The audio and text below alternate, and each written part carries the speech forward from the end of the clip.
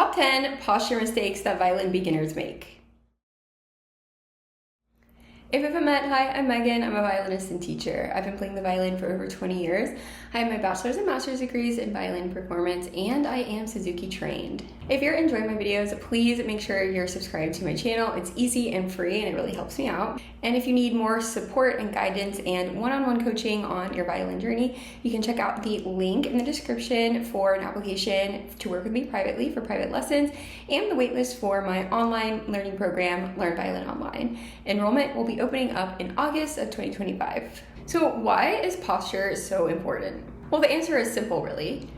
Great posture helps you sound your best. As I go through these posture mistakes today, I'm going to give you the reasons why they are important and what will happen if you don't adhere to them. I understand that the things that I'm saying are simple, but not easy. If I tell you, oh, keep your pinky curved, that sounds simple enough, but it's really not that easy. So if you're a beginner and you find yourself making these mistakes, first of all, don't beat yourself up, but try to correct them as quickly as you can so you don't fall into bad habits. So first, we're gonna start out with bow hand mistakes. Mistake number one, I am doing it here. Can you tell? That's right, a straight pinky. This is one of the most common posture mistakes that I see, and it's something that I'm pretty sure I was still doing in high school. There's this one picture of me playing violin in high school, and I had a straight pinky, so it took me a lot of years to get this too. So basically, to correct that mistake, we want our pinky to be on top of the bow or slightly on the inside corner of the bow, and for it to be curved.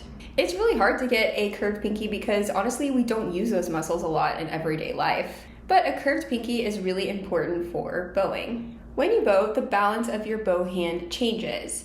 So when you are at the tip, it's more balanced towards your index finger, and when you're at the frog or in the lower half, it's more balanced towards your pinky. And if your pinky is straight, it's not going to be able to balance the weight of the bow, and therefore you're going to get a very crunchy sound. Mistake number two goes along with the straight pinky, but it is a straight thumb. I sometimes call this banana thumb. But ideally, we want our bow thumb to be bent outwards. You can think of a little mountaintop. And our thumb should be placed directly on top of the frog and on the tip. The way that we create sound, especially when we want to play louder, is providing counterbalance or counter pressure between the top of our hand, namely our index finger, and our thumb. If my thumb is straight, it's going to create a much harsher sound than it would if it was bent. And as you can see, a straight thumb affects my whole hand.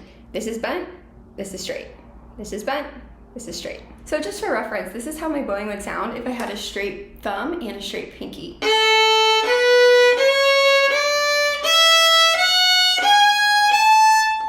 It's very harsh, right? There's not a lot of depth or nuance to the sound. My bow is also bouncing a lot. Here's how it sounds when I have a curved pinky and a bent thumb.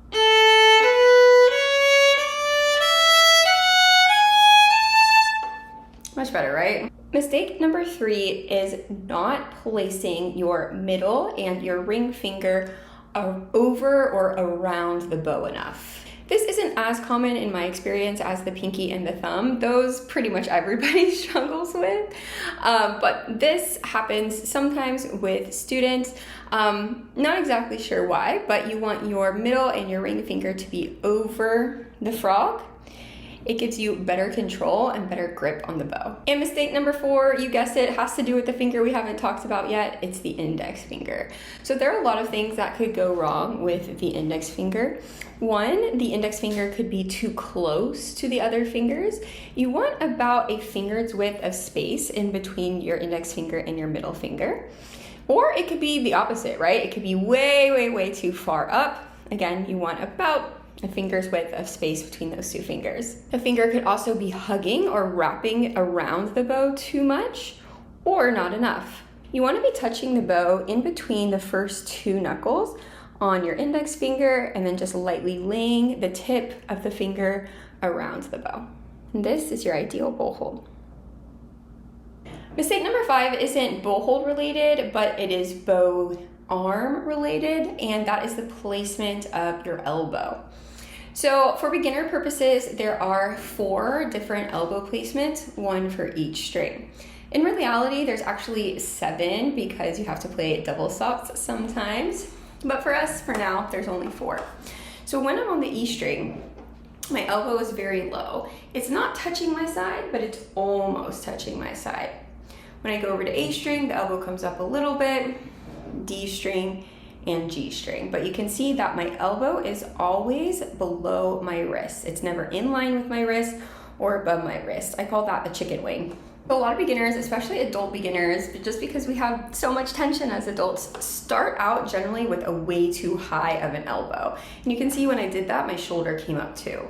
So one, this is uncomfortable, right? It takes a lot of extra energy just to hold my arm up for that long. And two, it creates a really crunchy and not good sound. I know, I should have warned you to cover your ears. Elbow placement is extremely important, not only for the sound, but also for your own comfortability. You're not gonna want to, or even be able to play for long periods of time if you're constantly tense and holding your arm up. The next mistakes have to do with violin placement. So mistake number 6 is what I call violin beard, and that is essentially just having your violin too far forward.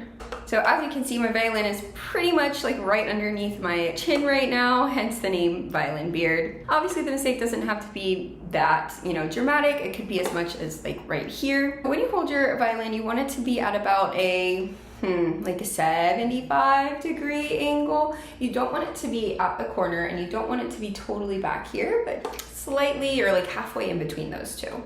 A violin beard not only looks funny, but it also really restricts your range of movement. Similarly, when you have a violin beard, it's likely that your scroll will also be pointing downward, which is not what you want. It's another mistake. Your scroll and the fingerboard of your instrument should be parallel with the ground. Mistake number 7 is the head position. So this can come in a lot of different forms. One that I see most often with beginners is this, where the head is kind of craned this way or towards the front. And I totally understand why this happens. You're trying to see, right? You're trying to see your bow. You're trying to see your strings. This is a very weird and close angle to get used to. So you're trying to make it a straight shot.